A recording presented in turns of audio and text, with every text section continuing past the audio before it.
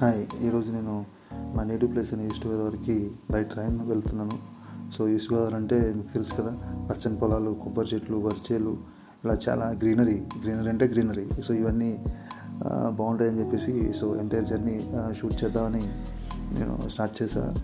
So actually మేము నర్స్పూర్ ఎక్స్ప్రెస్కి వెళ్ళాలి, కానీ టికెట్స్ దొరక్క తప్పక నాగర్సోల్కి తీసుకున్నాను టికెట్స్. కానీ మీకు తెలిసిందే, నాగర్సోల్ మన పేషెంట్స్ని పరీక్షిస్తుంది. ఇది జనరల్ 11:30కి రావాలి సికింద్రాబాద్కి. 11:30 అయిపోయింది, రాలేదు. 12:30 అయిపోయింది, రాలేదు. ఇప్పుడు నియర్ బై 1 o'clock వచ్చింది. సో ఏదో రకంగా అదైతే ఎక్కాం.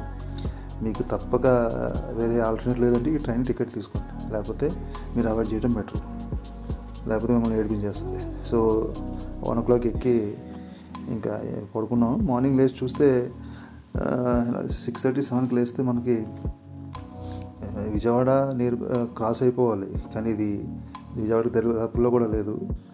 ఎక్కడో పంట పొలాల్లో వెళ్తుంది. సర్లే, ల్యాండ్ ప్లస్ దూరంగా కనిపిస్తున్న కొండలు అవి బాగున్నాయని షూట్ చేశాను.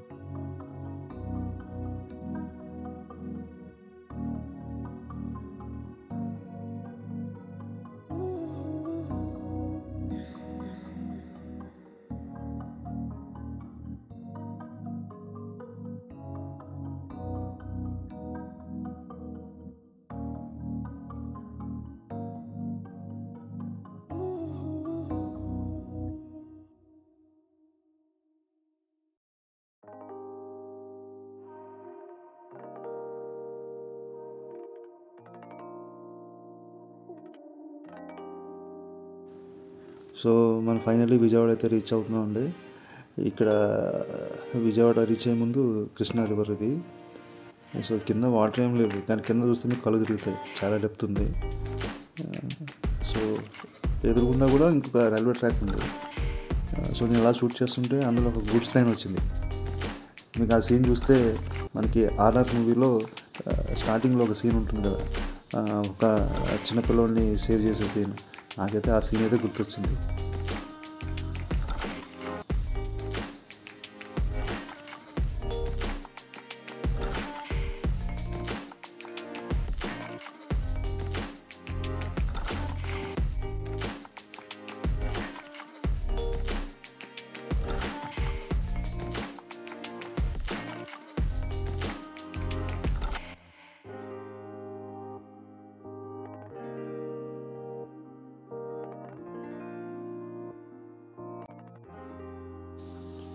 సో ఆఫ్టర్ విజయవాడ మనం నియర్ బై భీమవరం ఉన్నాం.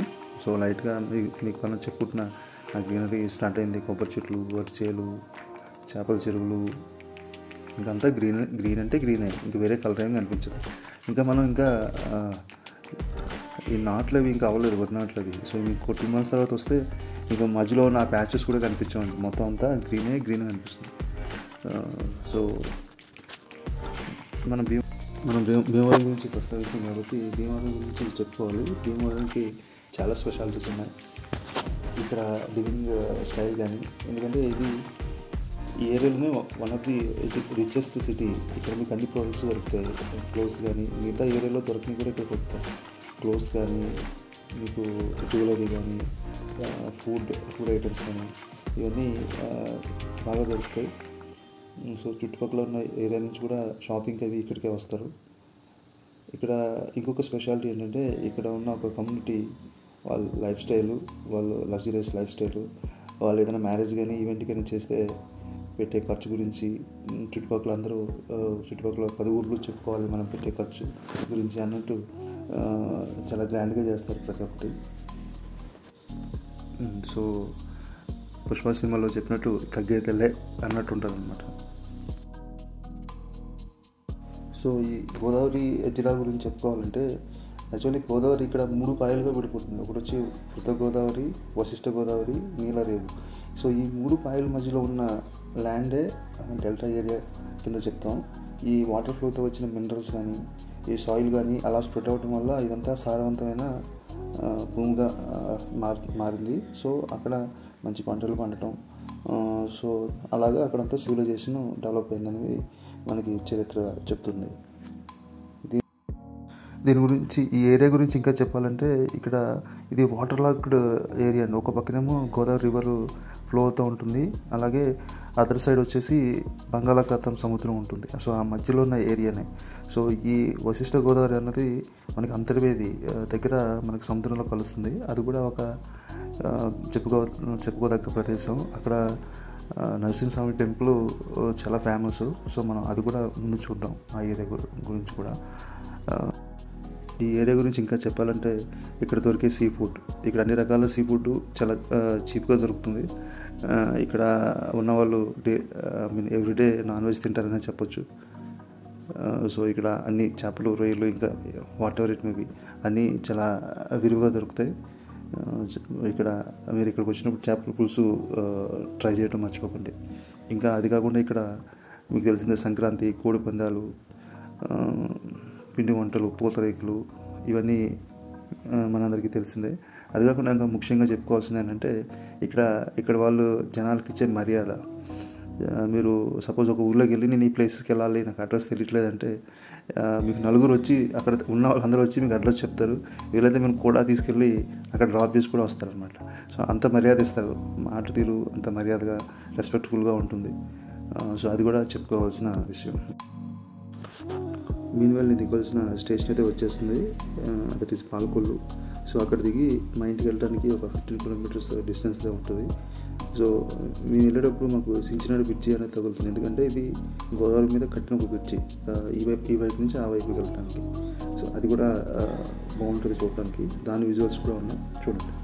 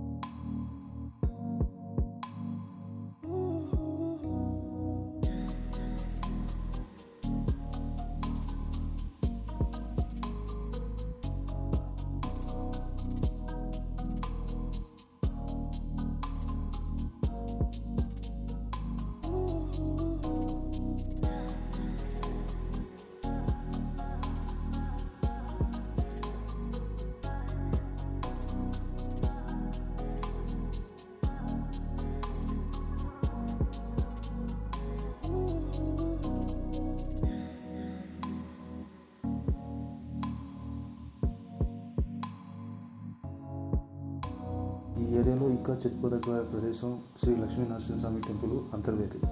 ఈ టెంపుల్ ఇక్కడ చాలా ప్రాచుర్యం ఉన్న టెంపుల్. ప్రతి సంవత్సరం ఇక్కడ ఉత్సవాలు జరుగుతాయి. అప్పుడు చాలా జనాలు తండాలుగా ఇక్కడికి వస్తారు. సో ఇక్కడున్న లోకల్ వాళ్ళు కూడా ఇంట్లో ఏ కార్యక్రమం ఉన్నా ఇక్కడే చేసుకోవడానికి ప్రిఫర్ చేస్తారు. చాలా దర్శించుకోవాల్సిన టెంపుల్. ప్లస్ ఈ టెంపుల్ ఎక్కడ ఉందనంటే మనకి ఇంతకుముందు చెప్పుకున్నాం కదా, ఈ వశిష్ఠ గోదావరి ఎక్కడైతే బే ఆఫ్ బెంగాల్లో కలుస్తుందో ఆ కలిసే ప్రాంతంలోనే ఉంటుంది. సో ఇక్కడికి వస్తే మీరు సముద్రం చూడవచ్చు, రివర్ చూడవచ్చు. సో ఈ రెండు సాగర సంగమం ఉంటుంది కదా, రివర్ సముద్రంలో కలిసే ప్లేస్, అది కూడా చూడవచ్చు. ప్లస్ మీరు లక్ష్మీనరసింహ స్వామి దర్శనం కూడా చేసుకోవచ్చు. సో ఇది చాలా ఫేవరెట్ ప్లేస్. లైట్ హౌస్ కూడా ఉంది, అది కూడా ఎక్కొచ్చు. సో తప్పక విజిట్ చేయవలసిన ప్లేస్ ఇది.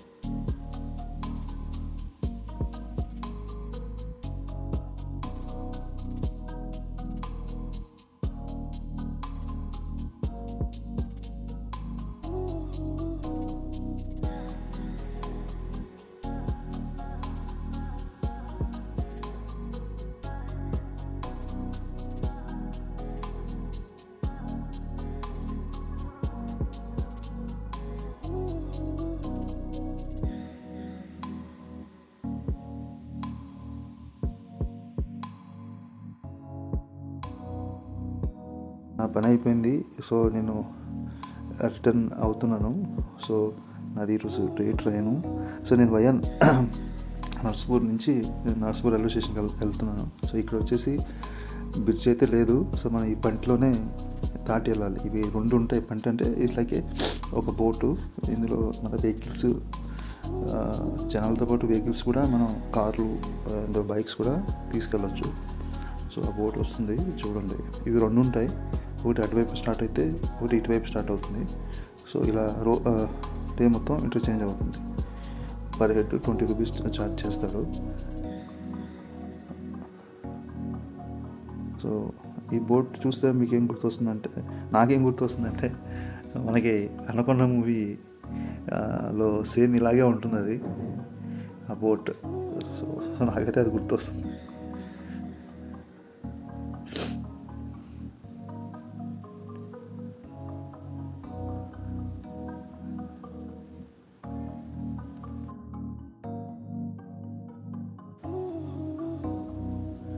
సో వాళ్ళందరూ దిగిన తర్వాత మనం ఎక్కొచ్చు.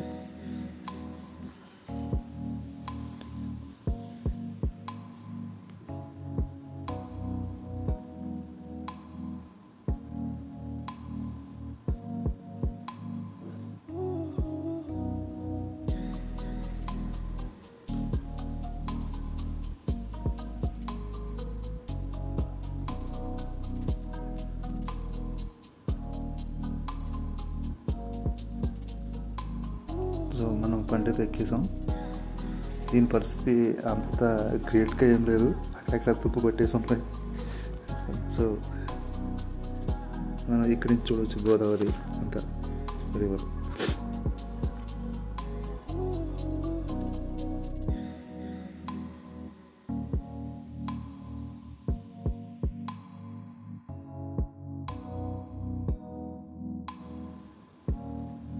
మనకి ఒక మంచి ఫీల్ వస్తుంది ఇట్లా జర్నీ చేయటం. లేదు ఎక్కువసేపే ఉండదు, 5 to 10 minutesలో అటు సైడ్ వెళ్ళిపోతాం. సో ఇది ఆపోజిట్ బోట్ అటు నుంచి ఇటు వచ్చేది. వీటిని చూస్తేనే మనకి ఈ ఇంజిన్ కూడా ఉంది ఇక్కడ, అది కూడా దాని పరిస్థితి కూడా అంత మాత్రంగానే ఉంది. సో మనమైతే ఇటువైపు వచ్చేసాం. సో మన రైల్వే స్టేషన్కి వచ్చేటప్పటికి రాబాబు నీ గురించి వెయిట్ చేస్తున్నట్టు అన్నట్టు ట్రైన్ వెయిటింగ్లో ఉంది.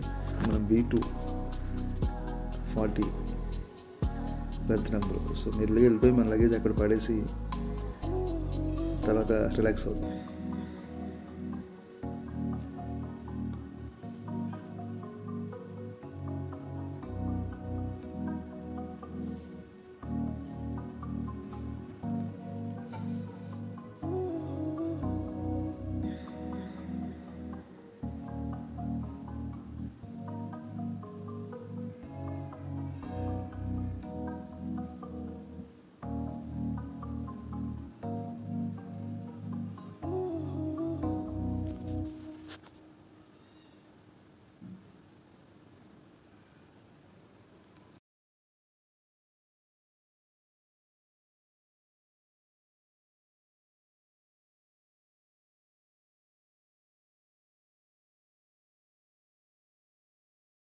సో నాకు రిటర్న్ జర్నీలో మధ్యాహ్నం లంచ్ చేయడానికి మా పిన్ని ఒక పార్సల్ అయితే కట్టించింది.